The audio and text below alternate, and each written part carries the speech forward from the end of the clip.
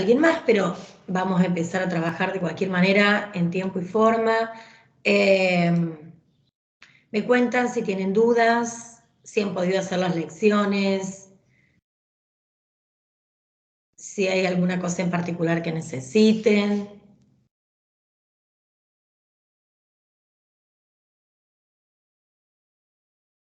¿Sí? ¿No? ¿Ninguna duda? ¿Se escucha ahí, profe? Ahí se escucha, Amadeo. Perfecto. Bien.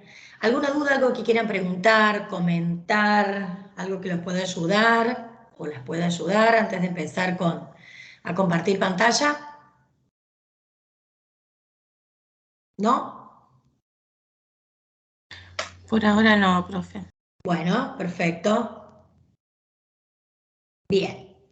Hola, Juan Diego. Buenos días. Esta semana vamos a trabajar con el pasado simple. Vinimos trabajando en las semanas anteriores. Ustedes saben, cualquier cosa, abren el micrófono, ¿sí? Y las escucho. Estuvimos trabajando entonces en estas 2 últimas semanas con el pasado. Vimos el pasado del verbo ser o estar.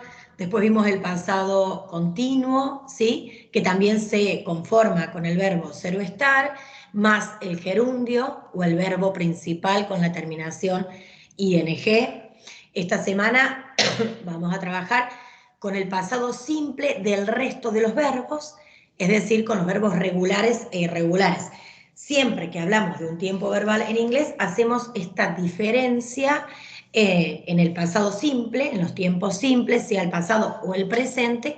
Por un lado va la estructura del verbo ser o estar, y por el otro lado la estructura de los verbos regulares e irregulares.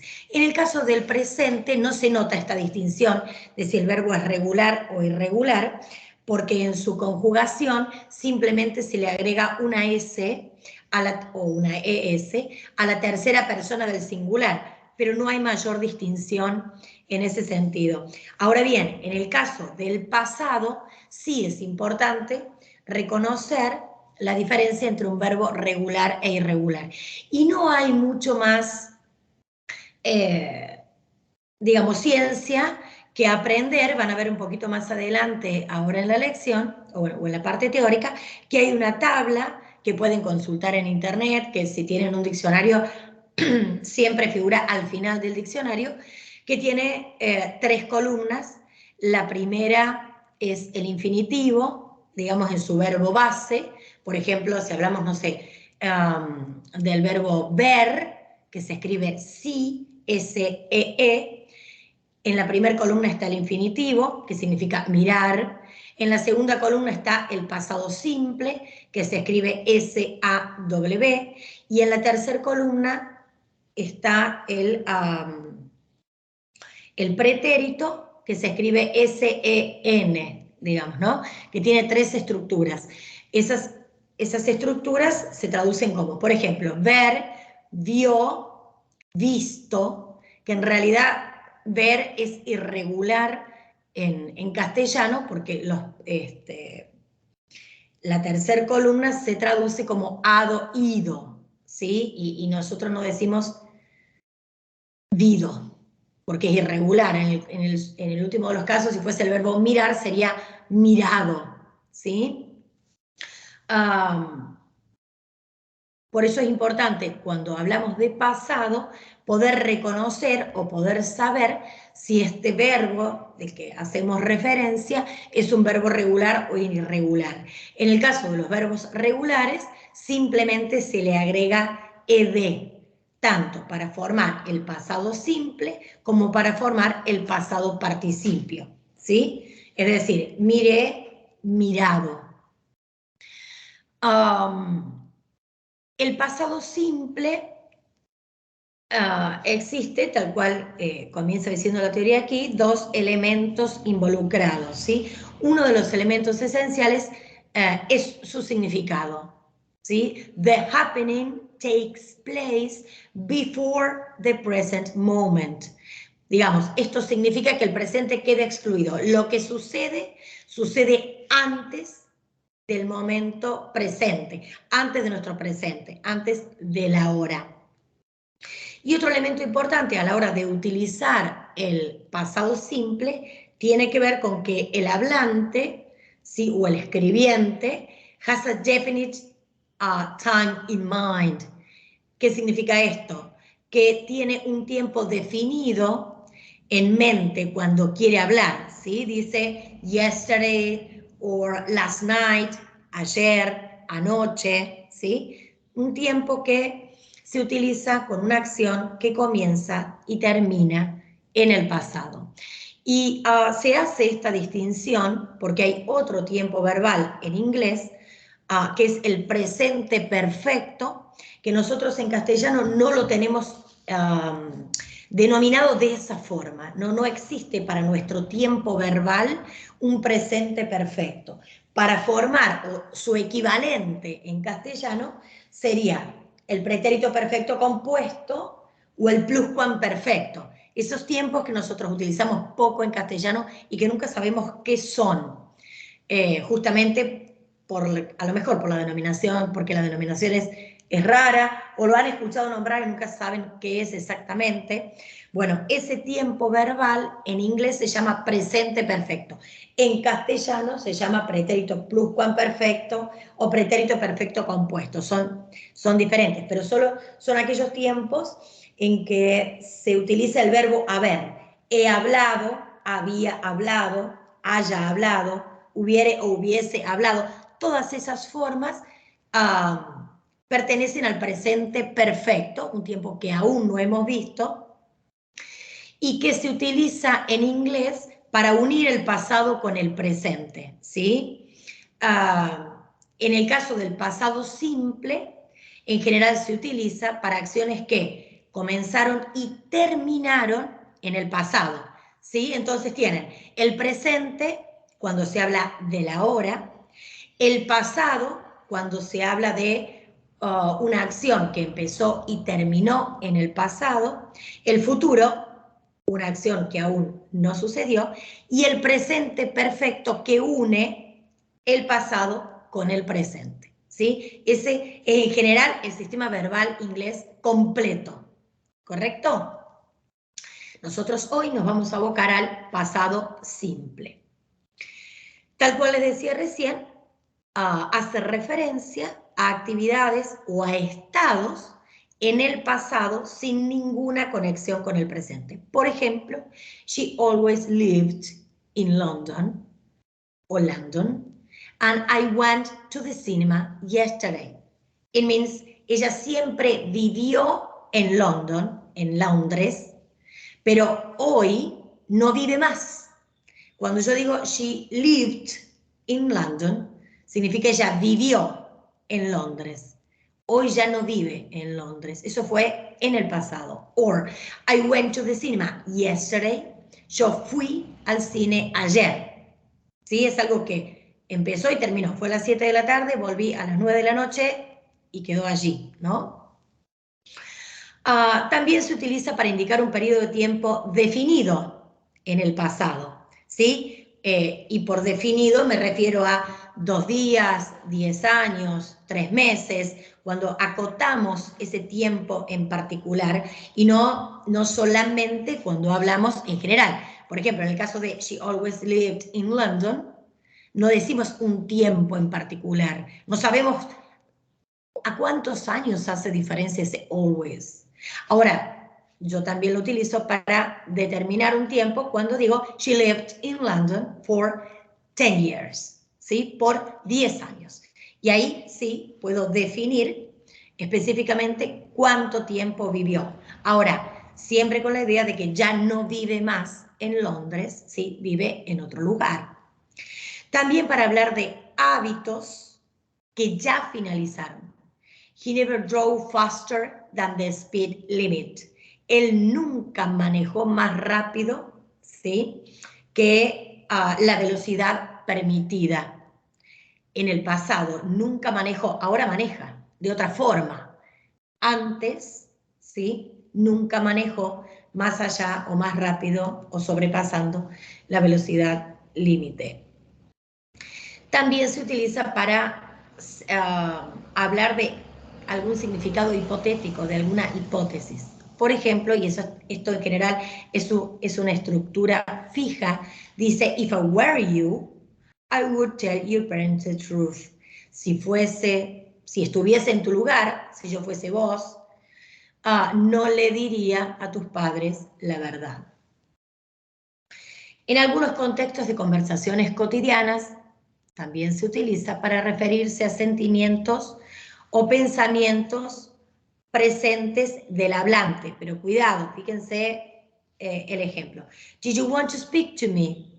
I wondered whether you could help me. Es cierto que acá dice pensamientos presentes, pero cuando yo pregunto, ¿querías hablar conmigo? ¿Sí? En lugar de decir, ¿querés hablar conmigo? Vos te encontrás con alguien ahora y le preguntás por una acción pasada. ¿Querías hablar conmigo? Y la otra persona le responde, me pregunto si podrías ayudarme, ¿sí? O me preguntaba, en realidad la traducción sería, me preguntaba si podrías ayudarme. Es cierto que estamos hablando ahora, pero nos hacemos referencia a algo que quería hacer, como preguntar, o que me preguntaba a mí mismo, ¿sí? En ese caso, se puede utilizar también el pasado simple, ¿sí? Que tiene que ver más con un pasado inmediato, si quieren, y no más remoto. Hay adverbios de tiempo que se utilizan en general en el pasado simple y no, por ejemplo, en un pasado continuo o ni hablar en un presente, ¿no? Que son yesterday, yesterday morning, yesterday afternoon, ayer, ayer a la mañana, ayer a la tarde, ayer a la noche, last night, last week, last month, last year, anoche, la semana pasada, el mes pasado, last Monday, last July, el lunes pasado, el pasado, nosotros no decimos el julio pasado, sino el pasado julio. In 1987, in 2002,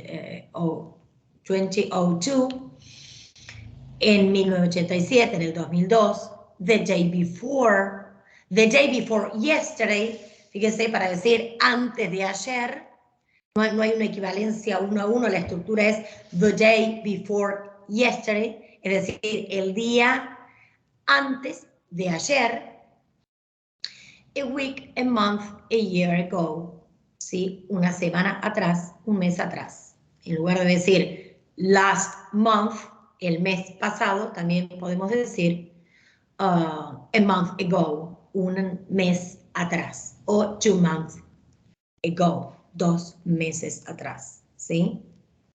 Entonces, si tenemos uno de estos tipos de adverbios, seguramente estamos hablando de un pasado simple.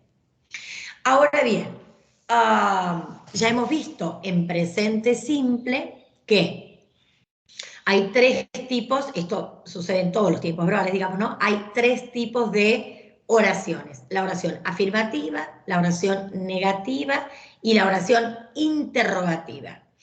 En la oración afirmativa, en presente, le agregamos simplemente para conjugar el verbo la S a la tercera persona del singular. En pasado, en la oración afirmativa, le vamos a agregar ed, y ahora lo vemos un poquito más adelante, al verbo regular, o vamos a utilizar la forma correcta del verbo irregular. En el caso de las preguntas o de la negación, el inglés determina el uso de un auxiliar para todos los verbos, excepto para el verbo ser o estar. Por eso siempre hacemos esa distinción cuando presentamos un tiempo verbal entre el verbo ser o estar y el resto de los verbos, porque el verbo ser o estar no requiere de un auxiliar extra. El verbo ser o estar tiene esta doble función de verbo principal y de auxiliar en sí mismo. Ahora, el resto de los verbos requiere de un auxiliar que no tiene ninguna traducción, que es simplemente una marca gramatical que nos está diciendo qué tiempo verbal se está utilizando y qué tipo de oración estamos conformando, sea negativo o pregunta. En el caso del presente simple, utilizábamos dos auxiliares dependiendo la persona a la que se hacía referencia. Utilizábamos el das, que se escribe D-O-E-S, para la tercera persona del singular, es decir, para he, she o it, y utilizábamos el do, que se escribe D-O, para el resto de las personas. I, you, we, they. En el pasado se pierde uno de los auxiliares y solo utilizamos uno para todas las personas. En ese sentido es más simple que el presente, ¿no? No tenemos que hacer distinción de auxiliares, utilizamos uno para todas las personas. El auxiliar se utiliza tanto para los verbos regulares como para los irregulares y se utiliza solo en la negación y en la pregunta. Para las oraciones afirmativas no se requiere un auxiliar. Y ahora vamos a ver ejemplos de todo lo que le vengo diciendo, ¿verdad? En el caso de los verbos regulares, para armar una oración afirmativa, simplemente se le agrega la D o la ED, depende la terminación del verbo. Y esto no hay demasiada explicación más allá de una cuestión de fonética, ¿no? Esto es la historia de la palabra y la pronunciación de la palabra determina que si un verbo termina en E, se le agrega simplemente la D, por ejemplo, live, lived, create, created, die, died. ¿Ok?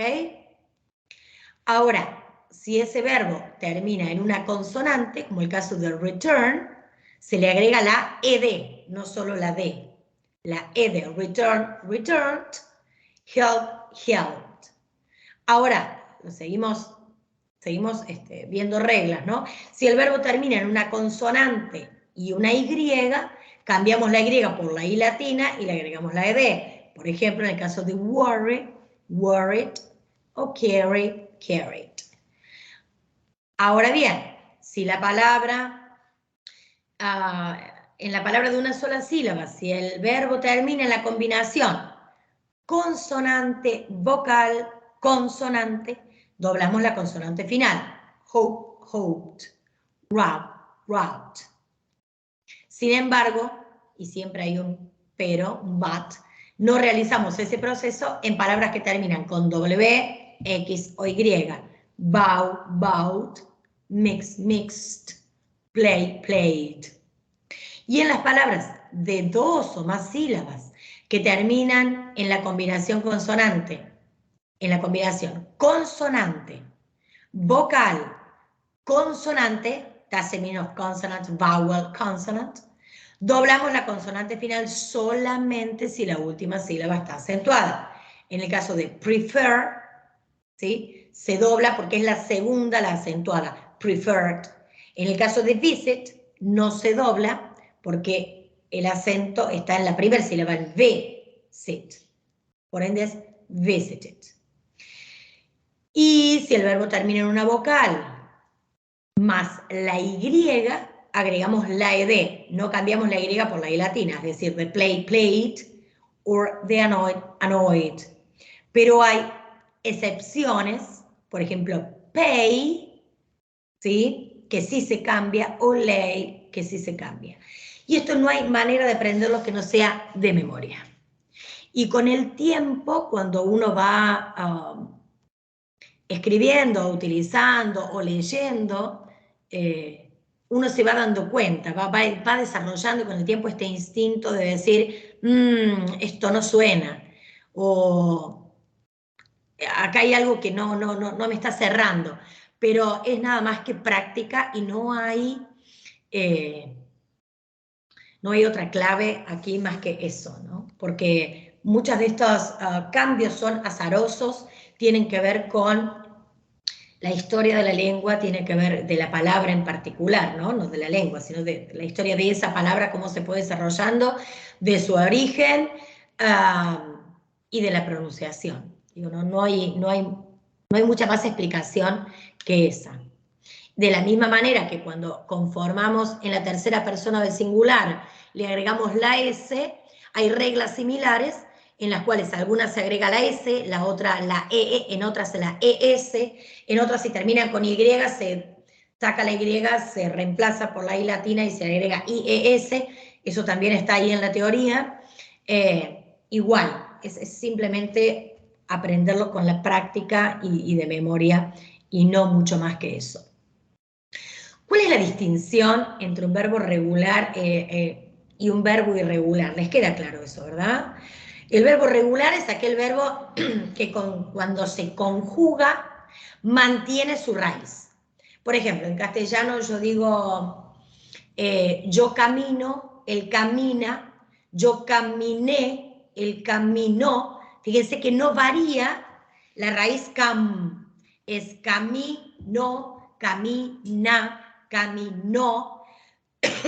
Fíjense cómo la raíz no varía. Lo mismo pasa en inglés, ¿sí? Por ejemplo, el verbo walk, que se escribe W-A-L-K, de caminar, es un verbo regular. Yo en pasado digo walked y simplemente le agrego la ed. La raíz del verbo no varía. Ahora, hay un grupo de verbos, igual en castellano, que son irregulares y que cuando los conjugamos al pasado o al presente perfecto, nosotros llamamos pretérito en castellano, o pretérito perfecto o pluscuamperfecto, cambian la raíz, ¿sí? El verbo irregular por excelencia, tanto en castellano como en inglés, es el verbo cero estar, que tiene como raíz el verbo be, como pasado el verbo was, were, dependiendo la forma.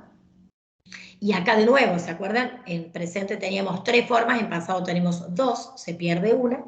Y el participio been, fíjense que no mantiene de ninguna manera la raíz.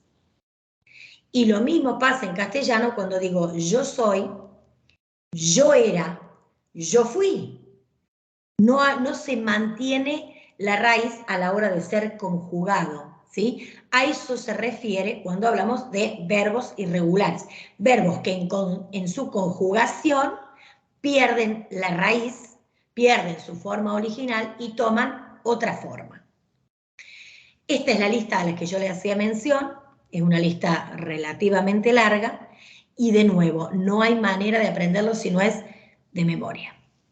Digo, si ustedes tienen duda, van a la lista, que está publicado en todos lados, está acá en la teoría, pero es de fácil acceso. Y en el caso del presente simple, toman la forma de esta segunda columna donde dice pasado simple. Los participios, ¿sí?, son para conformar el presente perfecto o la voz pasiva. Para el pasado simple se utiliza la forma de la segunda columna. Y se llama segunda columna porque, en general, esta porque tiene la traducción, pero en general tienen estas 3 columnas, la del infinitivo, la del pasado simple y la del participio. Por eso en general se lo llama al participio el verbo de la tercera columna y al pasado simple el verbo de la segunda columna. Y es cierto que hay algunas tablas, por ejemplo, que proponen esta está organizada por orden alfabético, pero hay algunas tablas que las organizan por estructura. ¿Por qué? Suponte, los que terminan en ten, como bitten and bitten, que se pronuncia de manera similar, o los que terminan en ot, como brought, o bought, o caught, ¿sí? Entonces los van agrupando, digamos, por pronunciación, por endings, por terminaciones o por desinencias.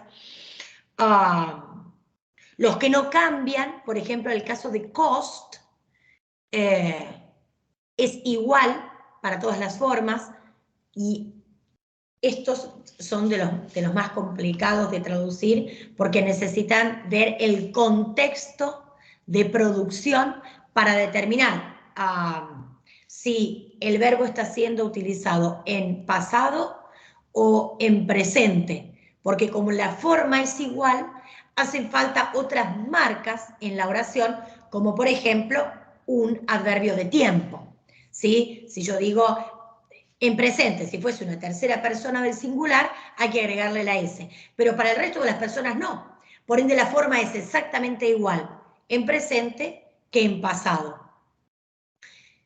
¿Cuándo vamos a saber si utilizamos uno u otro? Bueno, eso va a haber que determinarlo por el contexto, por los adverbios de tiempo que se están utilizando. Si yo digo todos los días o ayer, puedo determinar lo que le sigue, digamos, a la oración, puedo determinar si ese verbo está siendo utilizado o está siendo conjugado en presente o en pasado, ¿sí? Por eso también hacemos hincapié o solemos agregar en las lecciones cuando hablamos de tiempos verbales los adverbios, ¿sí? Porque los adverbios son esa segunda clave que tenemos allí para determinar en ciertos verbos, como es este, que no cambia en su forma, si estamos hablando del presente o estamos hablando del pasado. Una larga lista allí de los verbos irregulares. Bien, avanzamos un poquito más. Las formas, ¿sí? ¿Cómo conformamos estas oraciones? Afirmativas, negativas o interrogativas, ¿sí?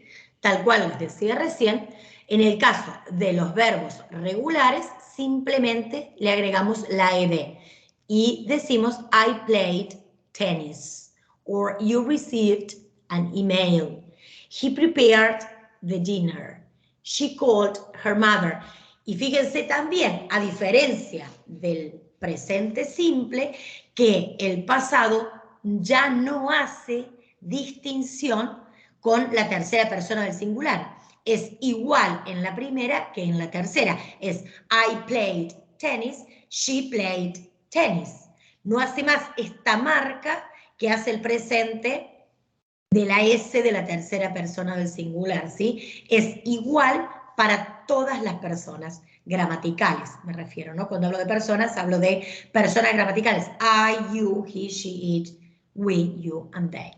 Y en el caso de que el verbo sea irregular y que no podemos saberlo, no hay manera de aprenderlo si no es buscando en la tabla, se utiliza la forma que corresponde a la segunda columna. I bought a cake, you went to the shop, he caught a bus, she drove to the next city, and so on and so forth.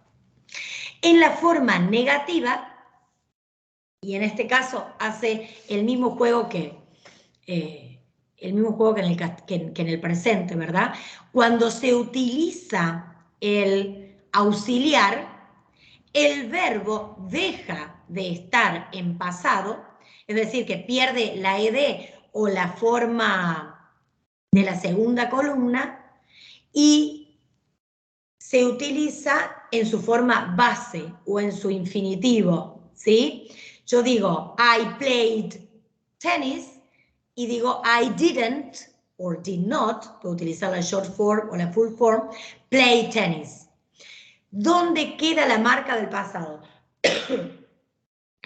En una oración afirmativa nos damos cuenta, la marca del pasado está en la ed o en la forma del verbo principal de la segunda columna. En una oración afirmativa, en una oración negativa, y también va a suceder con la interrogación, el tiempo verbal lo lleva el auxiliar, ¿sí? Que no tiene aquí ninguna traducción más allá de agregarle que es no.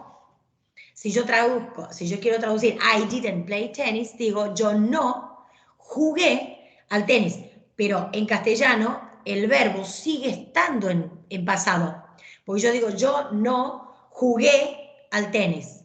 Sin embargo, en inglés, ese jugué, esa idea de pasado, la da el auxiliar, ¿sí? Es una traducción compuesta ahí el pasado da, el auxiliar simplemente te da la idea, la marca de que es en pasado y no es en presente, porque si no diría I don't play tennis,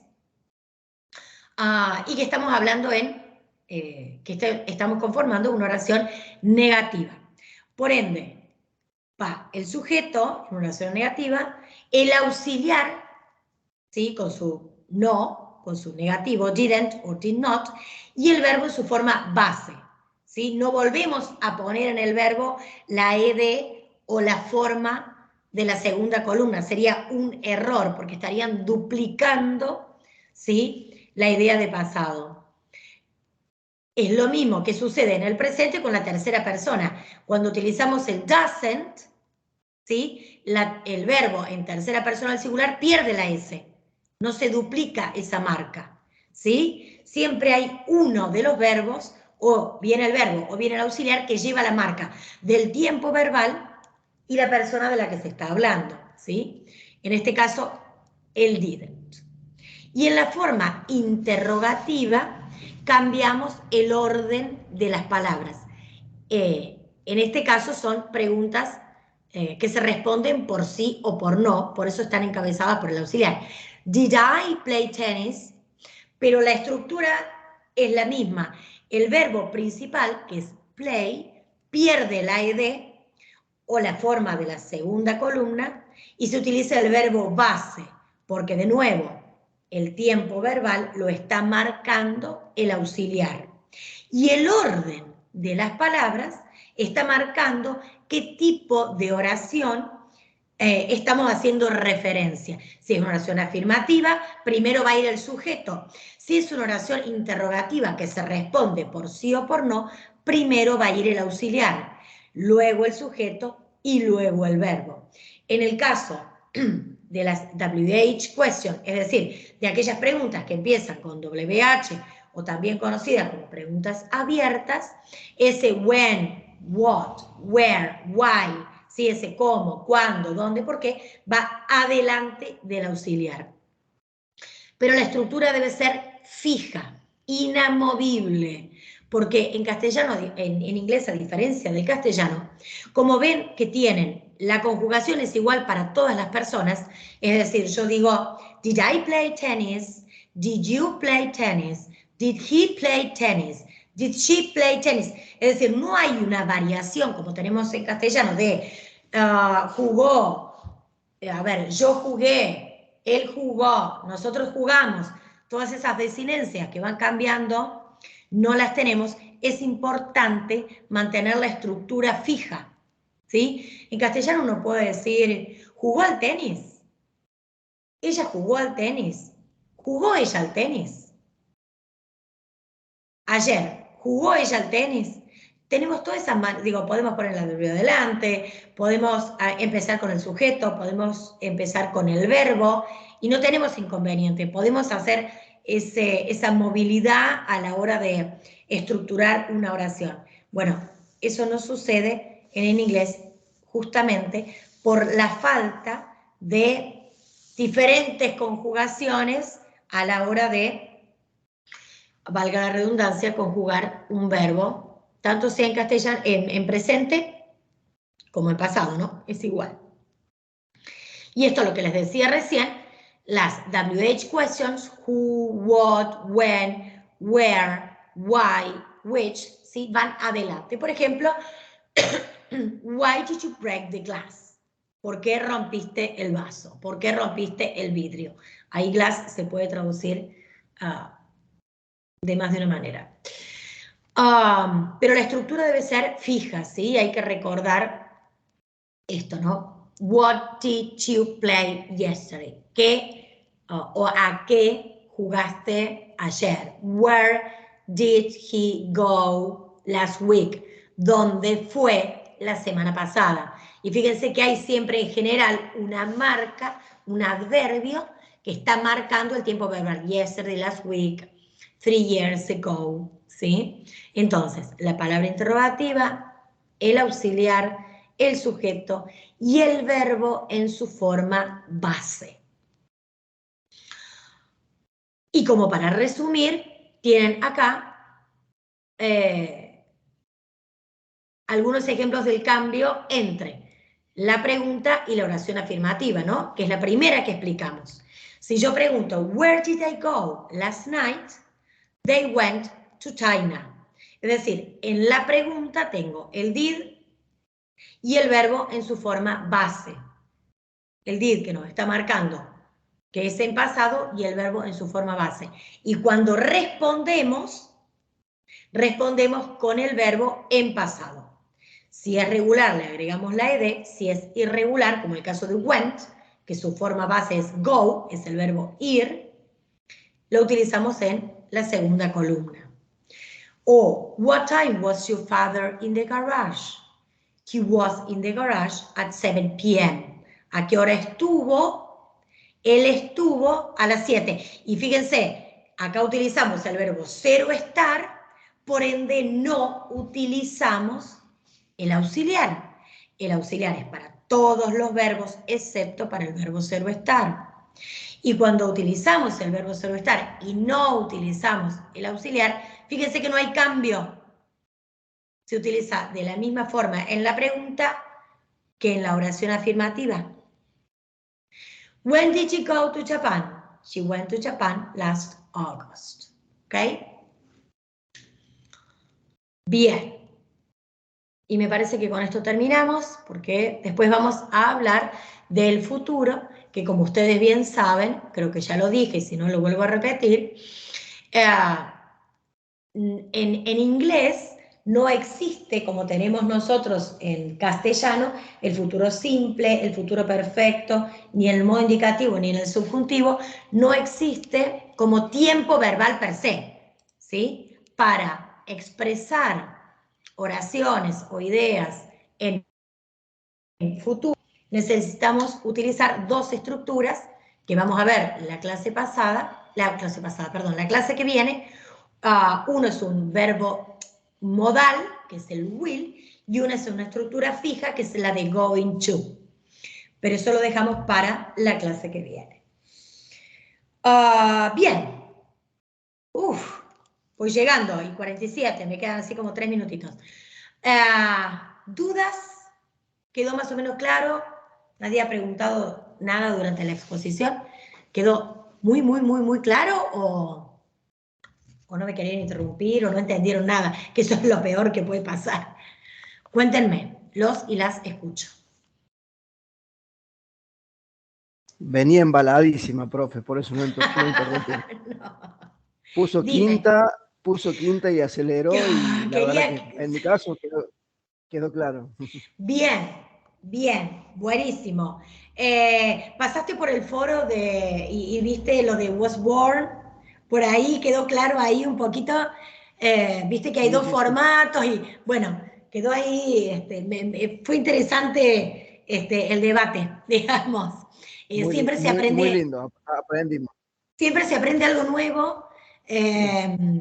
Y por ahí no era en particular nuevo para mí, pero ya está, hacía tanto que no lo explicaba que en ese momento ya me generó duda. Digo, bueno, no me acordaba, y está bueno refrescar estas cosas porque a veces uno da por sentado ciertas cosas que después hay que encontrarle ahí la explicación.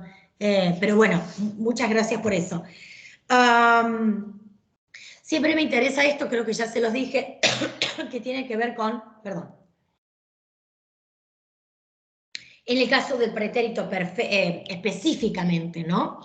Esta confusión que se hace cuando se traduce, ¿no? Desde el presente, desde el inglés al castellano, porque el inglés tiene el pasado simple y el pasado continuo, pero no tiene esta distinción de forma como nosotros tenemos en castellano del pretérito imperfecto o del pretérito perfecto.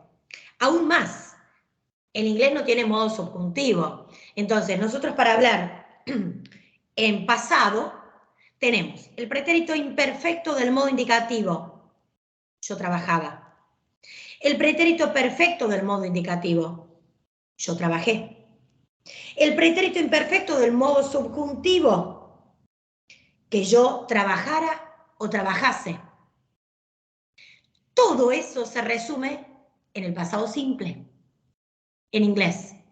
Entonces, no es que no tengan formas de decirlo, claramente la tienen. Lo que no hay es una equivalencia 1 a 1 a la hora de traducir. Una equivalencia tiempo verbal con tiempo verbal, como en el pasado. Perdón, como en el presente, ¿sí? Que tenemos un presente simple, que decimos yo hablo, y hay un presente simple en inglés. De cualquier manera, en el caso del presente, también hay una diferencia entre el modo indicativo y el modo subjuntivo, ¿verdad? En inglés es igual para los dos modos, porque no tiene modo subjuntivo. Pero nosotros en castellano sí hacemos esta diferencia entre yo hablo o que yo hable, no yo hablé, con acento en la E, que yo hable, ¿no? Y lo mismo pasa, se agrava si quieren, en el pretérito, porque además en castellano tenemos esta diferencia entre el perfecto o el imperfecto.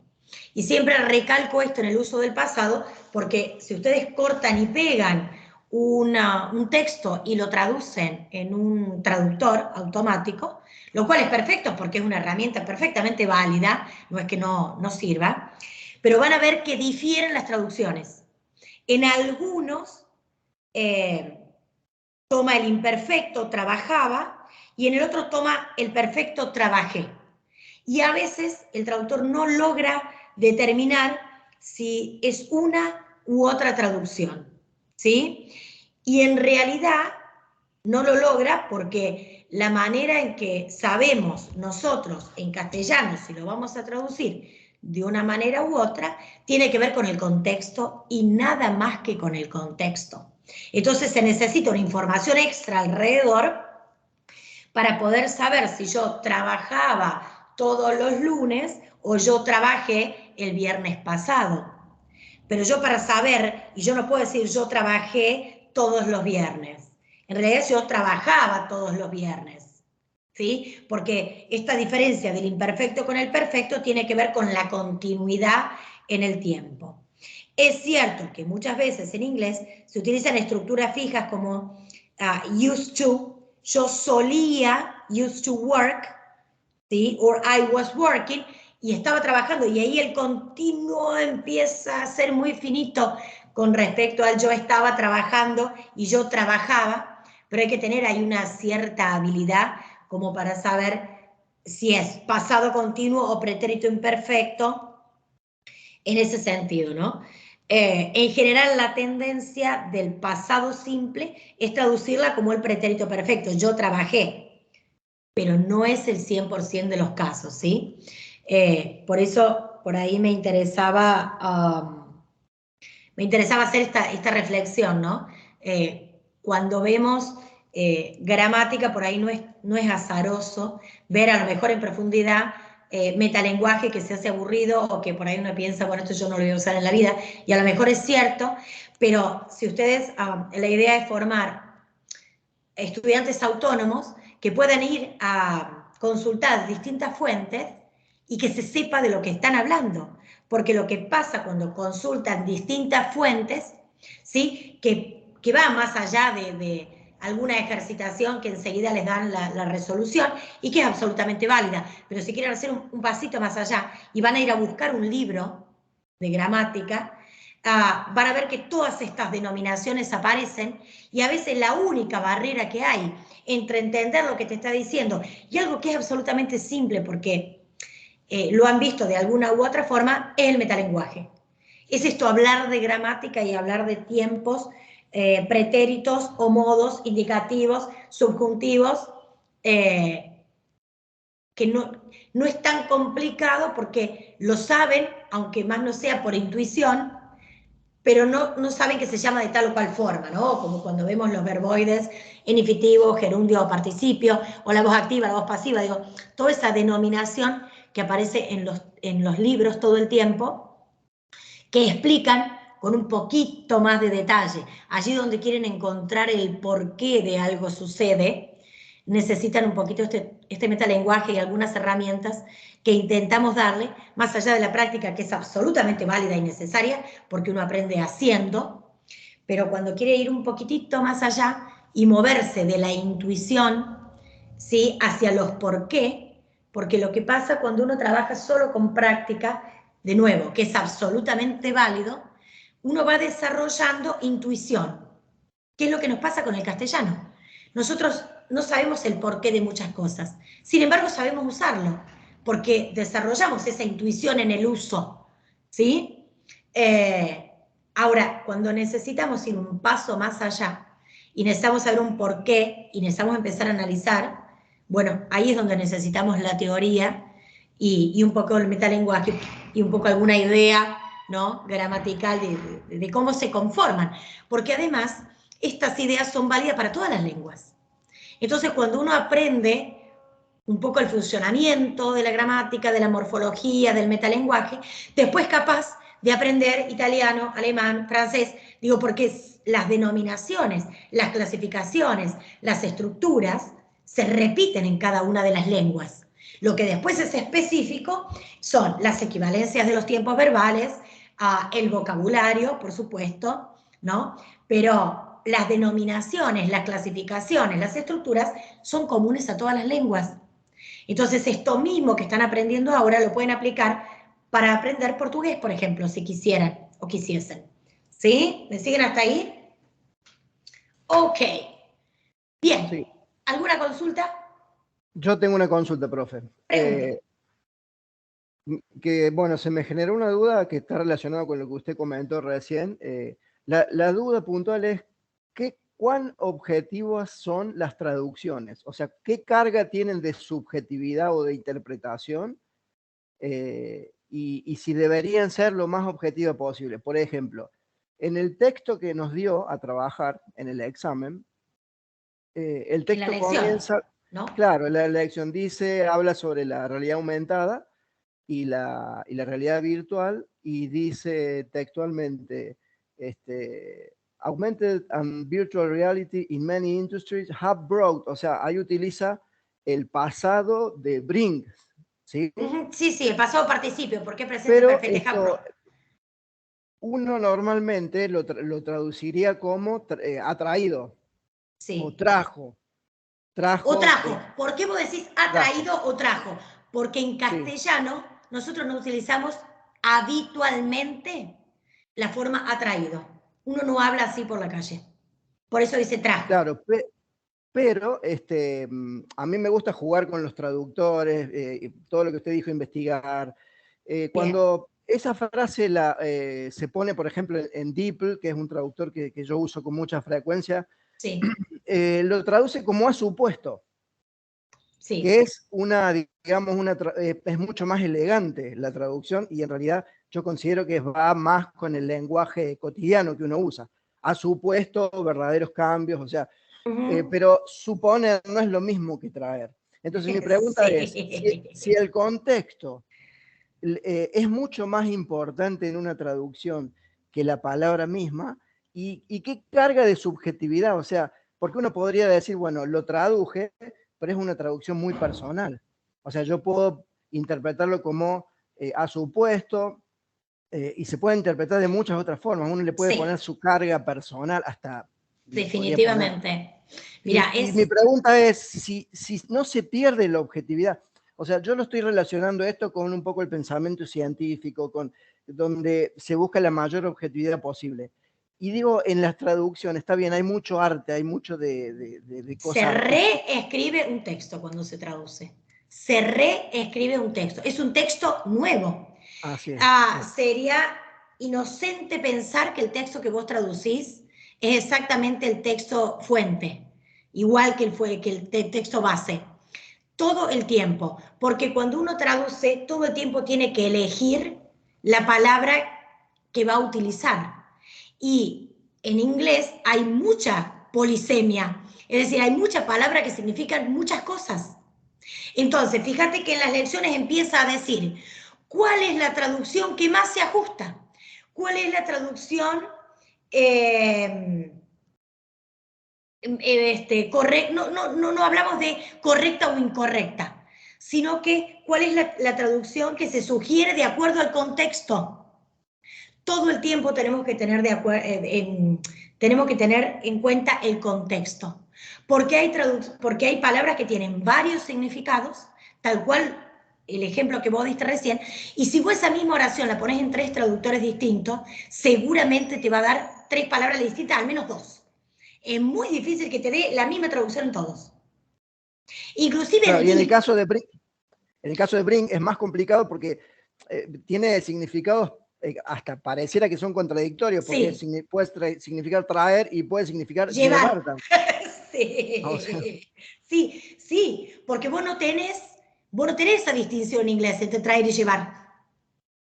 Tenés que utilizar siempre el verbo bring, y depende del contexto. Vos lo vas a traducir como traer o como llevar. Esas vicisitudes de la lengua es a la que queremos hacer hincapié cuando vemos teoría o cuando le intentamos dar estas herramientas que van más allá del uso del traductor. Porque el uso del traductor es fantástico, yo no te digo que no. Porque además, ¿cuál es el fin? ¿Cuál va a ser la finalidad de tu traducción? Y eso hay que tomarlo muy en cuenta. Si vos estás trabajando y querés simplemente obtener la idea de lo que estás leyendo, un manual, ese tipo de cosas, bueno, te va a ser igual que sea traer o, como me dijiste la otra traducción, ha supuesto, atraído. O ha supuesto, atraído, no te va a cambiar demasiado, porque vos vas a tomar una idea general del texto.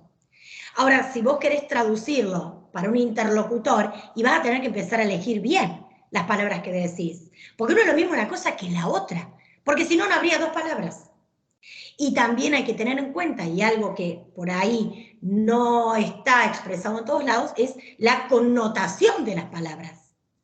¿Sí? Porque lo mismo, no es lo mismo decir un hombre pobre que un pobre hombre. Y la palabra pobre es igual, pero el orden de la palabra y la connotación de la palabra no es lo mismo. ¿Sí? ¿Se entiende? Entonces hay que empezar ya sí ahí hay que empezar muy finito a trabajar en la lengua y en la elección de, a ver, ¿cuál es el significado que más se ajusta a este contexto? ¿Cuál es el significado que más se ajusta a lo que se quiere expresar? Pero eso es una decisión propia y como tal, el texto que vos estás traduciendo se vuelve otro texto personal. Porque seguramente otra persona, no otro traductor, pero otra persona, va a elegir otra palabra. O de 10 palabras que tiene que tomar una decisión, 9 a lo mejor coinciden con las que vos decidiste y una no. Y pasa en todo el tiempo, pasa mucho en la literatura, si vos ves traducciones de novelas de diferentes épocas, porque además la época determina la elección de la palabra. En alguna época hay una palabra que se utiliza más, y otras veces esa estructura se deja de utilizar. Hablaré, qué sé yo, este futuro simple de hablaré con tu madre, fue en un tiempo, y hoy nadie traduce hablaré con tu madre, sino voy a hablar. Porque ese futuro simple ha caído en desuso. O la forma del tú. Nosotros no utilizamos el tú. Y esa misma traducción, si la hace una persona en España, o una persona de Latinoamérica, digamos de Centroamérica si quieren, que utilizan la forma del tú me dices, y lo traducís como tú. En el Río de la Plata, nosotros no traduciríamos nunca tú, diríamos vos. Vos. ¿Sí? Pero es la misma traducción, digamos, de un texto, el texto base es el mismo.